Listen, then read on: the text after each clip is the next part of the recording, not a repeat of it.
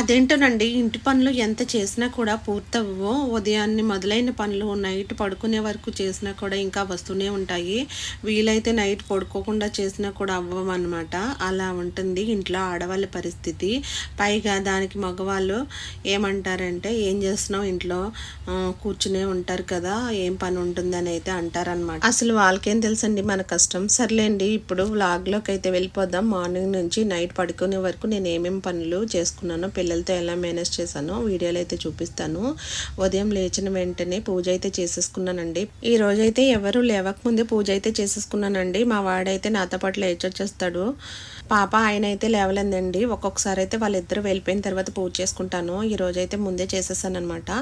పూజ అయిపోయిన తర్వాత అయితే వాళ్ళకి లంచ్ బాక్సుల కోసం అయితే వంట చేసేస్తున్నానండి. ముందైతే నేను రైస్ పెట్టేసుకుంటాను. రైస్ పెట్టేసుకున్న తర్వాత ఒక పక్కన అయితే ఇలాగా వెజిటబుల్స్ అయితే కట్ చేసేసుకుంటాను అనమాట. ఈ రోజైతే నేను మామిడికాయ కర్రీ అయితే చేసేస్తున్నానండి. ఈజీగా అయిపోతుందని చెప్పేసి పూజ చేసుకున్నాను కదా, కొంచెం లేట్ అయిపోయింది. లంచ్ బాక్స్ లేట్ అయితే కనుక పాప స్కూల్ బస్ వెళ్ళిపోతుంది. అందుకని చెప్పేసి మామిడికాయ కర్రీ అయితే చేసేస్తున్నానండి. కర్రీ అయితే ఒక పక్కన అవుతుంది. ఇక్కడ పాపకైతే స్నాక్స్ పెట్టేస్తున్నాను అనమాట. ఇవి మొన్న మా ఆడపడుచు వచ్చినప్పుడు ఊరు నుంచి అయితే తీసుకొచ్చారనమాట పిల్లలకి. అవే పెట్టేశానండి. ఇదిగోండి కర్రీ అయితే అయిపోయిందనమాట.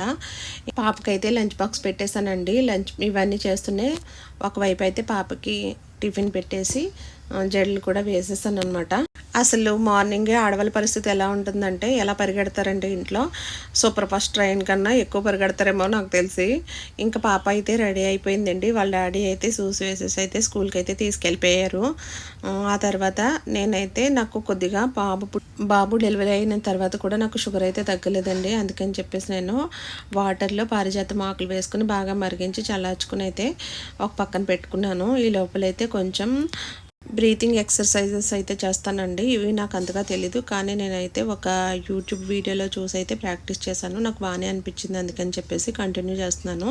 అది అయిపోయిన తర్వాత అయితే నేను పారిజాతం ఆకులు వాటర్ మరిగించుకుని పెట్టుకున్నాను కదా, అది కొద్దిగా గోరువెచ్చకైన తర్వాత అయితే తాగేస్తానండి. కొద్దిగా చేదుగా ఉంటుంది అయినా కూడా అలానే తాగేస్తానమాట. తర్వాత అయితే మొన్న నేను జొన్న రొట్టెల కోసం అయితే పిండి ఆడించుకున్నాను. అది కొద్దిగా ఇలా పళ్ళెంలో వేసుకుని పెట్టుకున్నాను. మిగిలింది అయితే క్యాన్లో వేసుకుని కింద పెట్టేశానండి. ఎండలో పెట్టుకుంటే పురుగు పట్టకుండా ఉంటుందని చెప్పేసి ఇలా పెట్టాను. తర్వాత మా వారి కోసం అయితే బాక్స్ పెట్టేసి లంచ్ బాక్స్ అయితే ఇచ్చేసాను అనమాట. ఇవన్నీ చేస్తూనే బాబుకి ఒకవైపు టిఫిన్ పెట్టేసి మా వారికి కూడా టిఫిన్ పెట్టేశాను. వాళ్ళిద్దరూ తినేసారనమాట. నేను కూడా కొద్దిగా టిఫిన్ చేసేసి మా వారికి అయితే బాక్స్ ఇచ్చేసాను. మా వారు రెడీ అయిపోయారనమాట ఆఫీస్కి.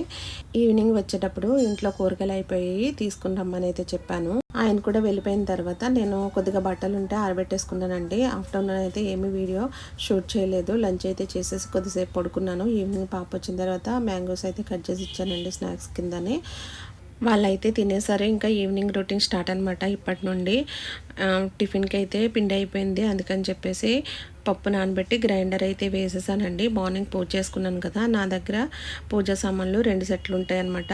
తోమ పెట్టుకున్న వాటితో మార్నింగ్ అయితే పూజ అయితే చేసేసుకున్నాను. ఇవి ఇంకొక సెట్ అనమాట. ఇవి శుభ్రంగా క్లీన్ చేసేసి పెట్టుకుంటే నెక్స్ట్ డే మార్నింగ్ అయితే పూజ చేసుకోవడానికి ఈజీగా అయిపోతుందని చెప్పేసి ఇక్కడైతే క్లీన్ చేసుకోవడానికి చింతపండు అయితే నానబెట్టుకుంటున్నానండి.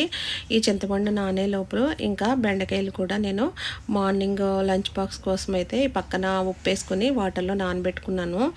వాటిలో ఉన్న కెమికల్స్ ఏమైనా ఉంటే పోతాయని చెప్పేసి ఈ లోపే నేను ఇక్కడ బట్టలు కూడా దమ్మాడితే పెట్టేసుకున్నాను అనమాట. ఈ చింతపండు నానిపోయిందండి. ఇక్కడైతే పూజా సామాన్లు క్లీన్ చేసేసుకుంటున్నాను అనమాట. ఒక పక్కన అయితే పప్పు అయితే గ్రైండ్ అవుతుంది.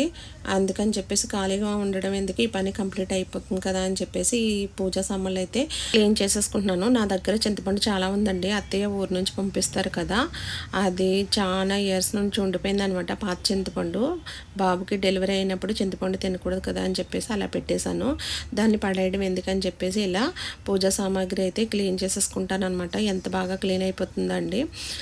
పప్పు గ్రైండ్ అవుతున్నప్పుడే పూజా సామాన్లు కడిగేసుకున్నాను కదా, ఆ తర్వాత అయితే ఇలాగా ఇడ్లీ రవ్వ అయితే కడిగేసుకుంటున్నానండి. ఒక 2-3 సార్లు అయితే శుభ్రంగా. ఈ లోపల నేను ఆనియన్స్ కూడా కట్ చేసి పెట్టుకున్నానండి కర్రీ కోసం అయితేనే. కర్రీ కూడా ఒక పక్కన గ్యాస్ మీద పెట్టేశాను అనమాట. ఆనియన్స్ వేగుతూ ఉంటే ఈ లోపల నేను ఇడ్లీ పిండి అయితే తీసేసుకుని కలిపేసుకున్నాను అనమాట. ఇవి చేస్తూ ఉంటే మా వారు వచ్చారనమాట. ఇంకా పని ఎక్కువ ఉందని చెప్పేసి మా వారికి చెప్పాను, పిల్లలకి స్నానం చేయించేయండి అని చెప్పేసి. మా వారైతే పిల్లలకి స్నానం చేయించేసి ఆయన కూడా ఫ్రెష్ అయిపోయారండి. ఇంకా నేనైతే పిల్లలకి ఆయనకైతే భోజనం పెట్టేశాను. వాళ్ళు తినేశారు. నేనైతే టిఫిన్ వేసుకున్నానండి. వాళ్ళతో పాటు నేను కూడా ఒకవైపు కూర్చొని టిఫిన్ అయితే చేసేసాను. ఇంకా బెండకాయలు కడిగి పెట్టుకున్నాను కదా, మార్నింగ్ లేట్ అయిపోతుందని ఇప్పుడే కట్ చేసేసుకున్నానండి. వీడియో నచ్చితే లైక్ ఇచ్చి సబ్స్క్రైబ్ చేసేయండి. బాయ్ అండి.